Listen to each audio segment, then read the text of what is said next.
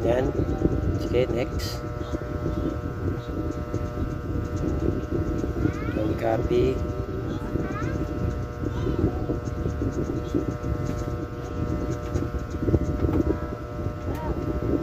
Yan, halimbawa, di nyo alam, di ba? Di nyo alam yung password. Yan. So, hindi tayo makatawid kasi nga may password. Hindi natin alam. No?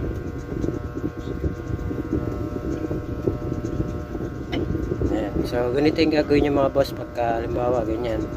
Hanggang dito lang kayo, di ba? So, ang gagawin nyo, back nyo lang. Ayan, balik tayo dito. Ayan, kung nakikita nyo yung emergency call, ayan. Ayan, emergency call, click nyo yan. Tapos, ito yung gagawin nyo mga boss. Ha? Kailangan na naka-factory reset siya, ha? Yung gusto nyo na siya i-set up, tapos hindi nyo siya magamit, okay? Kasi kung naka-open siya, tapos emergency call yung gagamitin nyo, hindi po siya gagana. Kailangan reformat muna, okay? Galing siya sa reformat, okay? Para magamit nyo to. So, gawin nyo.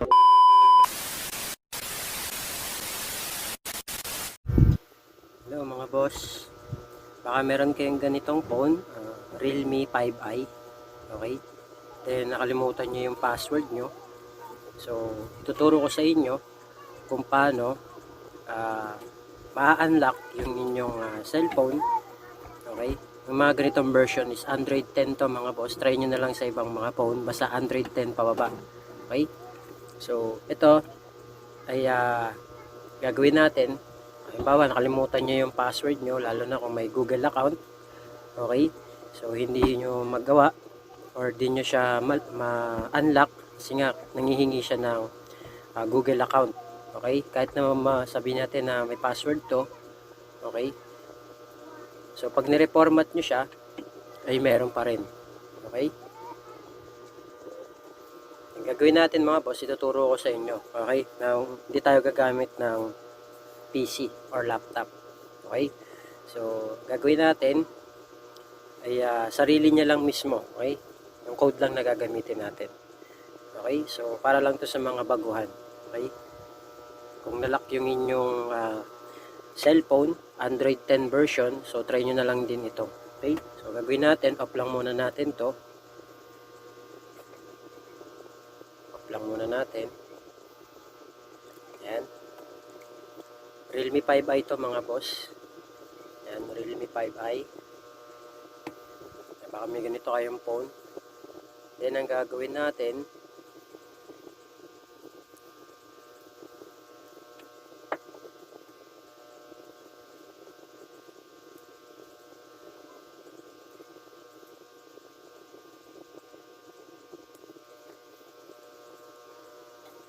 subukan natin siyang i-reset.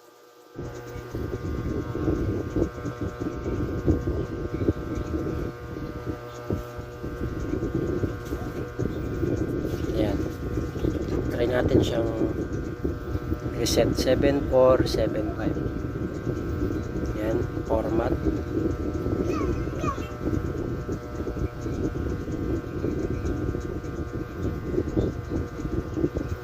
Format natin. Ayan.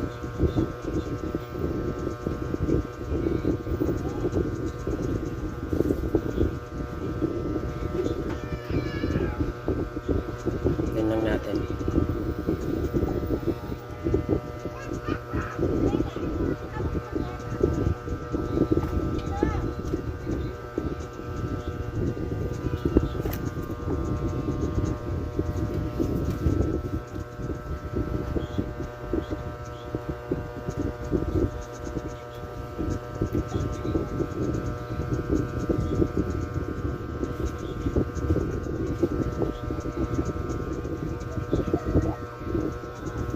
Ito natin mga boss. Format na natin. Kasi may mga ganitong pangyayari, no? Sa sobrang tagal na, minsan nakakalimutan na natin yung username and password natin. Okay? So mahalaga talaga nalilista nyo. Okay?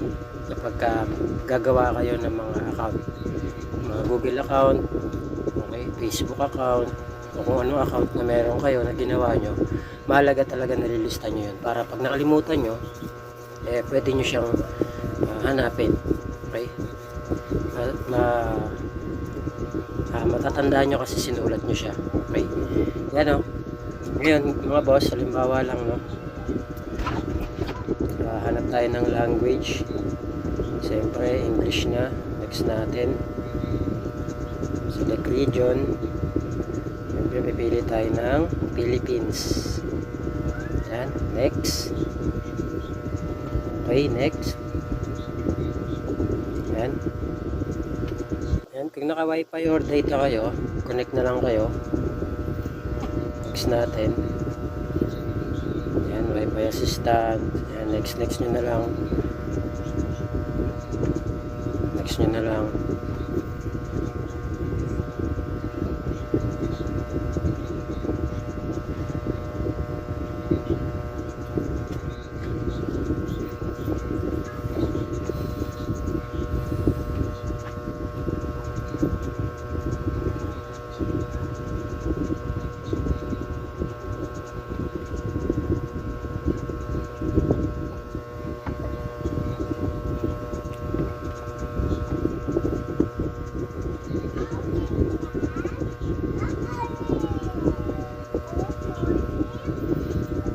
Yan. Okay, next. And copy.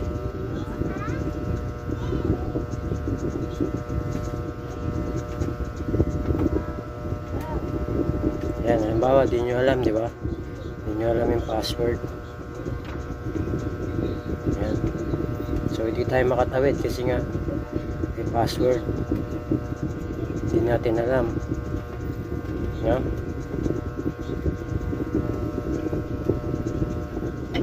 Yan. So, ganito yung gagawin nyo mga boss pagka halimbawa, ganyan. Hanggang dito lang kayo, di ba? So, gagawin nyo, back nyo lang. Yan, balik tayo dito. Yan, kung nakikita nyo yung emergency call, yan. Yan, emergency call, click nyo yan. Tapos, ito yung gagawin nyo mga boss. Ha? Kailangan na naka-factory reset siya, ha? Yung gusto nyo na siya i-set up, tapos hindi nyo siya magamit, okay? Kasi kung naka-open siya, tapos emergency call yung gagamitin nyo, hindi po siya gagana. Kailangan reformat muna, okay? Galing siya sa reformat, okay? Para magamit nyo to. So, gawin nyo, asterisk number 813 number sign, okay? Then i-call nyo, diba? So, ganun ang kabilis mga boss, diba? Ayan, okay na. So, sana makatulong sa inyo itong video na ito mga boss. Okay? So, yun lang. Thank you. God bless you on my next video.